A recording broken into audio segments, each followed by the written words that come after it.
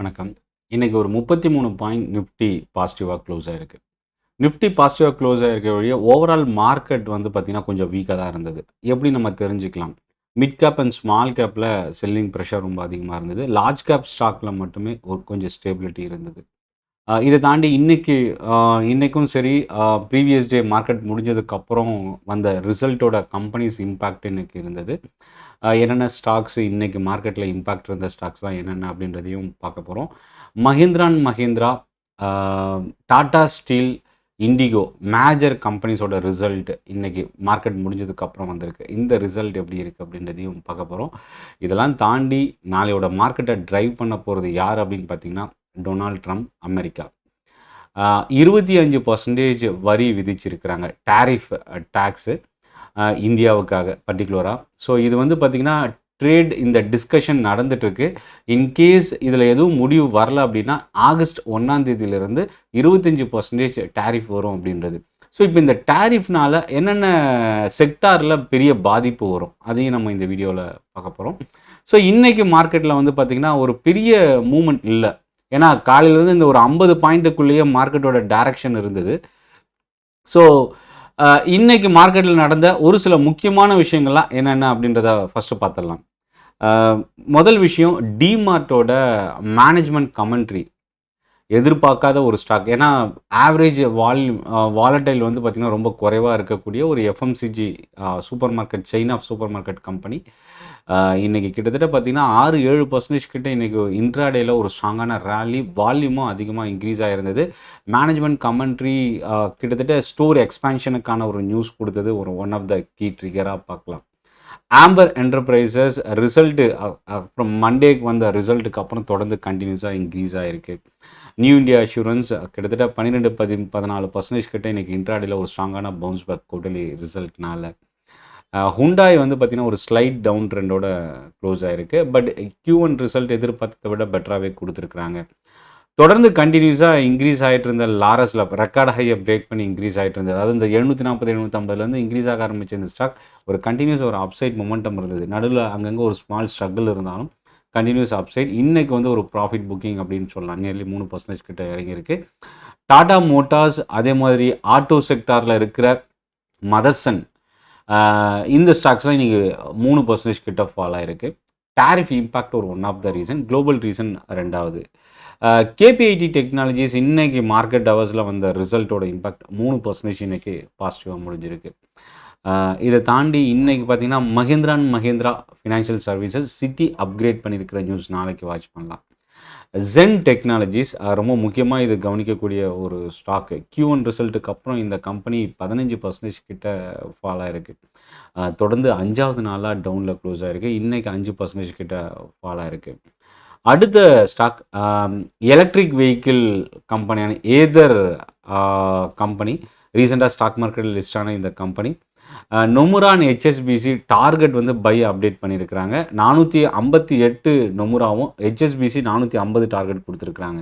இந்த ஸ்டாக் நம்ம கவனிக்கலாம். JSW ஸ்டீல் சுப்ரீம் கோர்ட்டோட JSW ஸ்டீலோட பெட்டிஷனை ஹியரிங்காக எடுத்திருக்கிறது. ரிவ்யூ பண்ணுறதுக்கான ஸ்டெப்பு. இன்னைக்கு JSW ஸ்டீல் 1% கிட்ட இன்க்ரீஸ் ஆயிருந்தது. பேங்க் ஆஃப் இந்தியாவோட ரிசல்ட் 3% பாசிட்டிவாக இருந்தது. இது எல்லாமே இன்னைக்கு மார்க்கெட்டில் ஆல்ரெடி வந்த நியூஸு. இதில் ஒரு சில ஸ்டாக் நம்ம நாளைக்கும் கவனிக்கலாம். ட்ரம்போட டாரிஃப். ஆக்சுவலாக இந்த டாரிஃப் டிஸ்கஷன் இன்னும் முடியல. பட் ஆனால் ஆகஸ்ட் 1ஆம் தேதி ஆல்ரெடி டெட்லைன் இருக்கிறதுனால ஆகஸ்ட் 1லேருந்து இன்கேஸ் இந்த டிஸ்கஷனில் எந்த முடிவும் வரல அப்படின்னா 25% டாரிஃப் வரும் அப்படின்றத ட்ரம்ப் அனௌன்ஸ்மெண்ட் முக்கியமாக அவரோட ட்ரூத் சோஷியல்ன்ற மேகசினில் கொடுத்துருக்கிறது. ஸோ இது வந்து ஸ்டாக் மார்க்கெட்டை பொறுத்த வரைக்கும் ஒரு நெகட்டிவ் இம்பாக்ட் அப்படின்னு சொல்லலாம். ஏன்னா கிஃப்ட் நிஃப்டி இப்போ நியர்லி 140, 150 பாயிண்ட் டவுனில் ட்ரேட் ஆகிட்டு இருக்கு. யூஎஸ் மார்க்கெட் ஒரு ஸ்லைட் பாசிட்டிவ் ட்ரெண்டோட இன்னைக்கு ஓப்பன் ஆனாலும் யூரோப் மார்க்கெட்லேயும் பெரிய அளவுக்கு வீக்னஸ் இல்லை. பட் நம்ம இந்த நியூஸ் தான் நம்ம மார்க்கெட்டில் கிஃப்ட் நிஃப்டி முக்கியமாக டவுனில் ட்ரேட் ஆகிறதுக்கு ஒரு ஒன் ஆஃப் த ரீசனாக பார்க்கலாம். அடுத்தது குவார்ட்டர்லி ரிசல்ட் நாளைக்கு 2 கம்பெனி கவனிக்கக்கூடிய ஒரு ஸ்டாக். இதில் இன்னொரு முக்கியமான விஷயம் என்னென்னா, இன்னைக்கு எந்த செக்டாருமே 1%க்கு மேலே இன்க்ரீஸும் ஆகலை, ஃபாலும் ஆகலை. ஆட்டோ செக்டார் 0.6% கிட்ட இறங்கி இருந்தது. பப்ளிக் செக்டார் பேங்க்ஸ் இன்னைக்கு ஃபால் ஆயிருந்தது. மீடியா இண்டெக்ஸ் இன்னைக்கு இறங்கி இருந்தது. முக்கியமாக ரியல்டி இண்டெக்ஸில் இன்னைக்கு வீக்னஸ் இருந்தது. குவார்ட்டர்லி ரிசல்ட் மேஜர் கம்பெனிஸை பெரிய அளவுக்கு சர்வைவ் ஆகாமல் போனது ஒரு ஒன் ஆஃப் த ரீசனாக பார்க்கலாம். இப்போ டாடா ஸ்டீலோட ப்ராஃபிட் பார்த்தீங்கன்னா 918 கோடியிலேருந்து 2000 கோடி ரூபா அளவுக்கு இன்க்ரீஸ் ஆயிருக்கு. மார்ஜின் 12.2லேருந்து 13.9 இன்க்ரீஸ் ஆயிருக்கு. ஆனால் இதில் கவனிக்கக்கூடிய ஒரு நெகட்டிவ் என்னென்னா ரெவன்யூ 2.9% இறங்கியிருக்கு. ஸோ இது வந்து பார்த்தீங்கன்னா மெஜாரிட்டி நம்பர்ஸ் வந்து பாசிட்டிவாக இருக்குது. ரெவன்யூ எதிர்பார்த்த அளவுக்கு ரீச் ஆகலை. ஐஜிஎல் 2% ப்ராஃபிட் இன்க்ரீஸ் ஆயிருக்கு, 2% ரெவன்யூ ட்ராப் ஆயிருக்கு. இதில் மார்ஜின் வந்து 12.6லேருந்து 13% இன்க்ரீஸ் ஆயிருக்கு. ஒரு mixed number. Mahindra and Mahindra profit 32% increase ஆகி 2613 கோடி ரூபா கடந்த வருஷம் இதே குவார்ட்டரில் கொடுத்துருந்த Mahindra and Mahindra auto company 3450 crore ரூபா அளவுக்கு இன்க்ரீஸ் ஆயிருக்கு. ரெவன்யூவும் 26% ரைஸ் ஆயிருக்கு. மார்ஜின் ஆனால் ட்ராப் ஆகிருக்கிறது ஒரு ஸ்லைட் நெகட்டிவ். 14.9லேருந்து 13.9 மார்ஜின் ட்ராப் ஆயிருக்கு. Hitachi energy Q1 result announce பண்ணியிருக்கிறாங்க. ஆல்ரெடி இன்னைக்கு இந்த ஸ்டாக் ஒரு ஸ்ட்ராங்கான வால்யூம் ட்ரேட் ஆச்சு. 10.4 கோடி ரூபாலேருந்து 131 கோடி ரூபா அளவுக்கு ப்ராஃபிட் இன்க்ரீஸ் ஆயிருக்கு. ரெவன்யூ 1327 கோடியிலேருந்து 1479 கோடி ரூபா அளவுக்கு இன்க்ரீஸ் ஆயிருக்கு. மார்ஜின் 3.6லேருந்து 10.5 இன்க்ரீஸ் ஆயிருக்கு. ஸோ எதிர்பார்த்ததை விட ஒரு பெட்டரான நம்பர் ஹிட்டாச்சி எனர்ஜியில். கெமிக்கல் ஸ்டாக் நவீன் ஃப்ளோரினோட ரிசல்ட் 40% க்ரோத் கான்ட்ரிபியூட் பண்ணியிருக்கு அப்படின்னு சொல்லலாம். ரெவன்யூ 38.5% இன்க்ரீஸ் ஆயிருக்கு. ப்ராஃபிட் வந்து 51 கோடியிலேருந்து 117 கோடி ரூபா அளவுக்கு ரைஸ் ஆயிருக்கு. இதில் ரொம்ப ஸ்ட்ராங்கான விஷயம் என்னென்னா மார்ஜின் 19.2லேருந்து 28.5 இன்க்ரீஸ் ஆயிருக்கு. இண்டிகோவோட ப்ராஃபிட் 20% ட்ராப் ஆயிருக்கு. அதாவது 2728 கோடி ரூபாவில் இருந்த ப்ராஃபிட் கடந்த வருஷம் இதே குவார்ட்டரில் இப்போ அது 2176 கோடி ரூபா அளவுக்கு ட்ராப் ஆயிருக்கு. மார்ஜின் 26.4லேருந்து 25.5 ட்ராப் ஆயிருக்கு. பாரத் ஃபோர்ஜோட பிஸ்னஸ் அப்டேட் கொடுத்துருக்குறாங்க. நியூ அட்வான்ஸ்டு ரிங் மில் வந்து ஏரோஸ்பேஸ் அப்ளிகேஷன்ஸ்க்காக எஸ்டாப்ளிஷ் பண்ணியிருக்கிறதுக்கான ஒரு நியூஸ். பாரத் ஃபோர்ஜ் வாட்ச் பண்ணலாம். இப்போ ரீசெண்டாக வந்த ரிசல்ட்னு பார்த்தீங்கன்னா கெய்ன்ஸ் டெக்னாலஜிஸோட ரிசல்ட் 47% ப்ராஃபிட் இன்க்ரீஸ் ஆகி 74 கோடி ரூபா அளவுக்கு கொடுத்துருக்காங்க.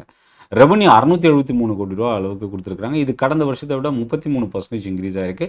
மார்ஜினும் எதிர்பார்த்ததை விட பெட்டராக இன்க்ரீஸ் ஆயிருக்கு. ஸோ ஓவரால் இன்னைக்கு மார்க்கெட்டில் இருந்த நியூஸ்லாம் என்னென்ன, இப்போ மார்க்கெட் க்ளோசிங் ஹவர்ஸ்லேருந்து ஒரு சில ஸ்டாக்ஸோட ரிசல்ட் வந்தது. பஞ்சாப் நேஷனல் பேங்கோட ரிசல்ட் இன்னைக்கு லைவ் மார்க்கெட்டில் வந்தது. ப்ரோக்கரேஜோட அப்டேட் சேஞ்ச் ஆகிறதுக்கான சான்சஸ் இருக்குது. இதில் கவனிக்கக்கூடிய விஷயம் என்னென்னா வாராக்கடன் ரொம்ப கண்ட்ரோலில் ரிட்டைன் பண்ணியிருக்கிறாங்க. ஆனால் ப்ராஃபிட் 49% கிட்ட இறங்கியிருக்கு. இன்ட்ரெஸ்ட் இன்கம் பார்த்தீங்கன்னா எதிர்பார்த்ததை விட கொஞ்சம் பெட்டராக கொடுத்துருக்குறாங்க.